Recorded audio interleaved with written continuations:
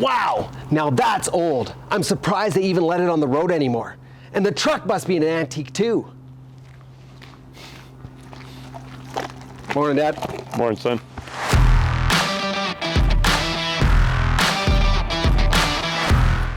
Welcome to another episode of Techs in Trucks Eating Treats. I'm your host, Stephan, and this is the show where you get to meet your Guardian technician, ask some questions, and get to know them. And then in the end, we finish it off with eating a special treat together that's been generously supplied to us by KM Artisan Hot Sauce, by Kenny Mack over there, Lloydminster's premier creator of artisan hot sauces. So make sure you stay to the end of the show so that you can experience with us whatever the heck is in this bag here, some sort of treat. And as always, it's even top secret from me, so I have no idea what's in there, but guaranteed it's gonna be awesome. Today's guest is a special one. I'm super excited because we get to have a conversation with the patriarch of the Stephan family. This is Harold Stephan, Blaine and Joey's dad, and for the rest of this episode, only to be known as Dad.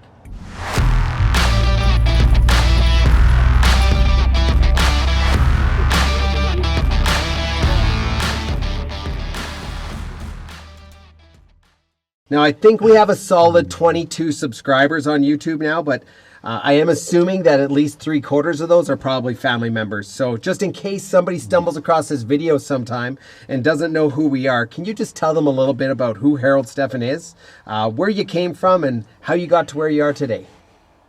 Wow. Yeah, it's a big one. That's a big one. I am a Saskatchewan boy and grew up in central Saskatchewan, young Saskatchewan. And so we are forever young. Or 74 even. I took off and headed out west and worked out west for a while. Came back and worked in a potash mine and rekindled my relationship with this sweet little girl. And and we packed up our chopper motorcycle, an old Chevy, and headed for Calgary. Never made it, but stopped and in Kindersley. Spent a lot of years in Kindersley, where all our kids were born, all 6 of them. And now here we are in Lloydminster with our family. And married 46 years now with 6 kids and 21 grandkids. And, you know, God has been good, and we really are, we're blessed. We got a great family. We're pretty tight. We do a lot together, and we support each other. And, it's great to work with my sons in their business at Guardian here. There's, you know, I guess at 66 years old, I try to encourage and do what I can with whatever wisdom I've got there from all those years of working in the plumbing and heating trade. Awesome. Yeah, and who is that special lady that you talked about there? Well, that special lady is, of course, your mom, and Diane. She was Diane Dewey, and she used to sit in front of me in high school, and I always say I got kicked out of grade 10 because of her, but the principal told me that if I would pack my bags and leave the school and never come back, he'd give me my grade 10, and away I went. And yeah. What was so important about your grade 10? Well, you know what? In those days, back in the 70s, you needed grade 10 to get into trade school by then, but I didn't know that really about the trade until, years earlier. A guy come to me in our yard and offered me a job, Jim from Jim's Plumbing, and I guess that's where I really learned that, you know, this is a cool trade, and there was a lot to be learned. And it was never boring, Blaine. It was just always something new, eh? Yeah. And so, then Diane and I headed on the road, and today I'm blessed with 4 sons that are all 4 incredible plumbers. And even our daughters, boy, every one of them could do a lot of work in the trade. Right from day one, I think you used to tell a story of having to go to the wholesalers, and you used to have to take a diaper bag because I was that little. So it's been a big part of us. So. Yeah, and I remember too that supper time would come along, and you kids had a choice to come and work with me in the sheet metal shop building ductwork and stuff, or help mom with dishes. And honestly, I was never short of help. Nope. Yeah, I think that's passed on to your grandkids too. They'll find any reason to not do dishes. I guess my biggest nickname was the bikers gave me was because I make handmade crosses, and I've made them for a lot of years, and I give them out to people just to let them know we'd like to pray for them. And so my biggest nickname in the biker world is called Crossman. Yeah, so you really look the part of a grandpa.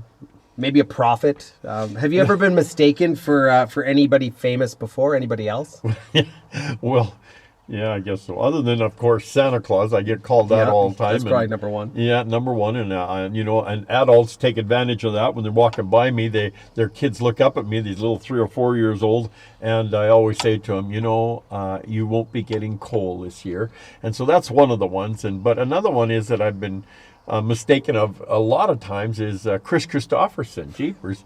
I go into restaurants and people will ask me. I remember one time I was in Calgary, downtown Calgary, Joey's Only down there, and a guy come up to me, and I tell you, he's had a few too many drinks, but he comes up to me, he says, hey, is that really you, Chris? And I knew right away what he was talking about, and I just said to the guy, listen, buddy, you say a word and let them know, I'll get you. And oh no, Chris, I won't say a word, not a word. Yeah, why me, Lord? You always say. Yeah. No, that's great. So, how many years have you been actually in the plumbing and heating industry? How many years have you been actually working plumbing, heating, that type of stuff? That was the summer of '69, and that was a great summer. A lot happened in the summer of '69 for a lot of people. I guess I've probably been at it for got to be darn near a good 50 years now. Wow. There's a lot of the new technologies and stuff like that come out, and we pride ourselves on being up to date, but there's a lot of good old technology out there, our oil burners and things like that, and there's not a lot of guys that are willing to work on it anymore, and it's pretty awesome when people call because they know specifically that the dad has that experience and that nobody else is touching it, and he'll take care of them and get them going. So, and we've got the right guy for the job. And you know what? We got a great crew of guys that are willing to learn. And I think of working with Ryan up on the roof and just going over some stuff on an old Lennox furnace. And man, between the two of us, there's nothing we can't do. And I just love working with those guys. To be alongside them and working together, the old school and the new, and just bring it together. And working with young people over the years too at camps and stuff. There's wisdom and knowledge in us old people that blends with the new, and when they're willing to listen to it, wow, I'll tell you, the results are great. Yeah, for sure. So obviously, as the oldest and best looking of the 6 Stephan kids, I would be your favorite.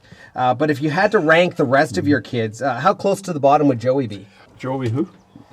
Thank you. All right, moving on. Is it true that you had a disciplinary tool that was called the love paddle? Our kids, every one of them know that a good spanking, it's like it reset them. These days, reset is a word out there. You wonder, what the heck, but... This is the true great reset? Is that what you're saying? This is the true and original reset. Oh, okay. And I found that when our kids got out of control and they were spiraling down and into an area they shouldn't be, hold them and say, this is going to hurt me a lot more than you, and give them a good spanking. Honestly, when it was done, you could almost see them breathe a sigh of relief. Whew. Well, we were breathing something, yeah. Yeah. But we had an old a thing that was kind of a cheese tray, and we carved a heart out of the top of it, and we painted a heart onto it, and we put on it the love paddle. A couple disappeared. I don't know whatever happened to them. I don't know what happened to mine. I don't think they ever wore out, but they definitely did disappear, and I don't know. So this was this old cutting board with a handle that got painted white, and literally you pinstriped in red around the outside, and that's what we did. Yeah, you had this wonderful calligraphy of the love paddle on there. But the other thing that always stands out to me is that heart. The way it was cut out also looked like somebody's butt. Well, it fit pretty good. It sort of settled quite nicely in the right spot all the time. It's just hit every part of the cheek. But I hear that you have a really awesome Elvis impersonation. Wow. I do an incredible Elvis impression. And if that's something you would like me to do, I could do it. Probably would. I think we'd have to be careful because it could raise the dead, literally. It could. And we might have an audience here real quick, but if you'd like to, right out there. But I feel like the people just need to know this. Can you just give us a little bit of background? So it's not just a standard Elvis impersonation. No, it's not a standard Elvis impersonation. It's very original. Let's step out of the truck here and let's see what this looks like. All right. Right, okay. Well, what it is it's an Elvis impression, and what my impression was, and maybe I don't know if I should take my glasses off here or not, but anyway, the impression is of Elvis Presley with 2 18-inch knitting needles sticking out of his eyes.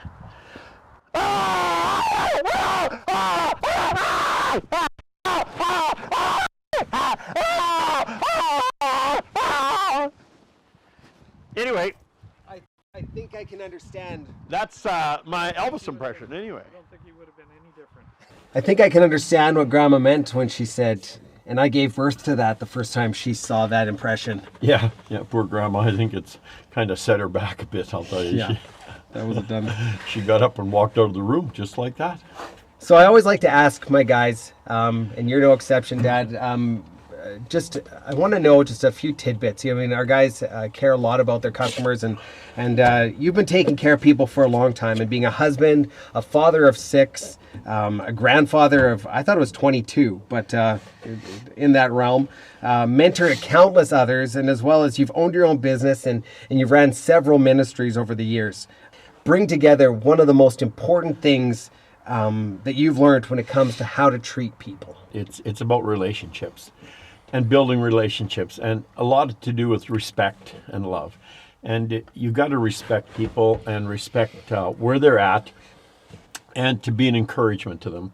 And we just did what we could to feel and know their heart. And I think that's what it is at Guardian too. We want to know our customers, and we want to respect the fact that they're all individuals. They have different ways of doing things, and we just want to be able to bless them and take care of them and do what we can to make their lives a little easier and not to have to stress out and worry about problems. So one kind of final question here. I want you to tell us about a family tradition that you created, and it was called the numbers game. Well, one time we had a whole bunch of kids, young people in our home, and we tried to get them to share a little bit about their story, and nobody wanted to. And I got thinking, years ago I would go to the coffee shop in my hometown of Young, and the men would sit around, and after they're all done their coffee, somebody would put a napkin out of one of those trays, the same napkins we have today in them same silver trays.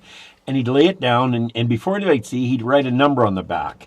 And he'd go around, and everybody'd say a number. And finally, whoever ended up with that number, say that number that he wrote on the back, they bought coffee. But, I feel like this is the perfect segue into the second part of our episode here. Wow. Tex in trucks eating how treats. I'm waiting for this, yeah. So again, just a reminder, this part of the show is sponsored Kenny Mac with KM Artisan Hot Sauce. You can dig right in there. Yeah. Let's see. What's it? You can show the camera what it is. Now look at this. Marinated quail eggs. Do you want to show the camera over there? Yeah. Just turn it in there. Look at that, guys. Wow. Oh, it just makes me shiver. Yeah, I'm shivering a bit too. All right, so there's a package for you. Oh. Here's a package for me. Okay. Do we need a Leatherman to get into these? You know what? They're actually perforated. You can get right Are into you it. serious? Look at that. Look at the juices in there, eh? Yeah, real. Like what? Yeah. I wonder what they marinate them in. Oh boy, smell that and you'll know. Oof. Ooh. It's the 5 spices flavor. So I don't know which 5 spices those are, but all right, well, let's cheers there. okay. There we go, bud. Ready? All right, Bottles just up. something like the garlic there, eh? Remember that? Yeah, the fermented garlic. Yeah. Fermented garlic, yeah. Thanks for that. Are we going together here on Let's this? do it. On 3, 2, 1.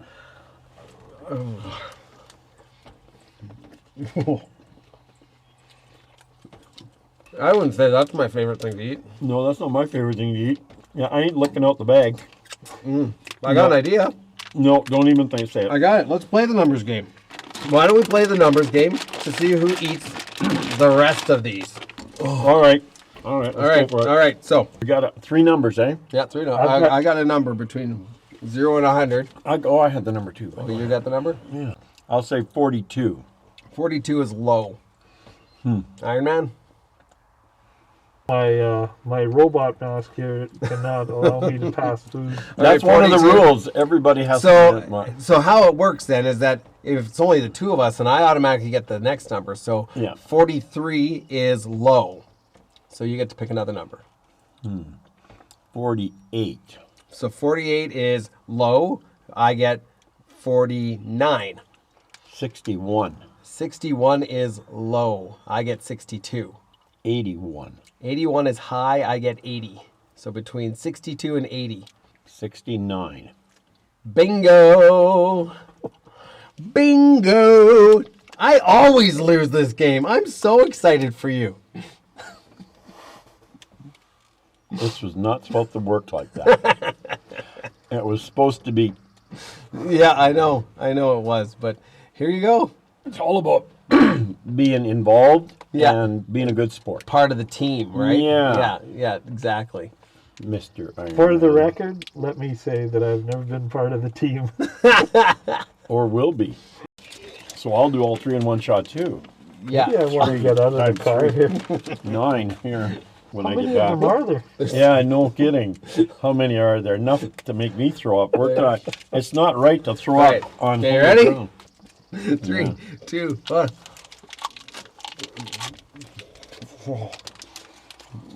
Yep, throw up's coming. And it's going your way, Blaine. Keep those windows open. Usually it like gets your saliva juices going. This just Have you ever sucks seen- everything dry. See quail food? Did you get them all? Like seriously, like I feel like I'm being like I just ate a desert. Just Oh, there's one I hadn't even bit into yet. Oh, another one. Oh. This has been a real treat, Blaine. Takes me back. Yeah. It really does. 89. So really was 89 was the number? Well, it was 69 in my head. Wow. It's too late now, I guess so, eh? I wasn't going to tell you that until we got through it. Right. Thanks, Dad, so much for being a part of this episode of Tex and Trucks Eating Treats. It was a blast, and I didn't learn a ton because Yeah, you know it all. I know it all. Yeah. But that's just comes with being the firstborn. That's I right. mean, you just know it all, right? So Yeah. But yeah, so I just want to thank you, our customers and our viewers, for participating and following along. Just a reminder to subscribe to our YouTube channel so we can get over that 22 subscriber hump. And follow us on Facebook and Instagram and now on TikTok as well. And stay tuned for the next time as we enjoy another treat with Tex and Trucks Eating Treats.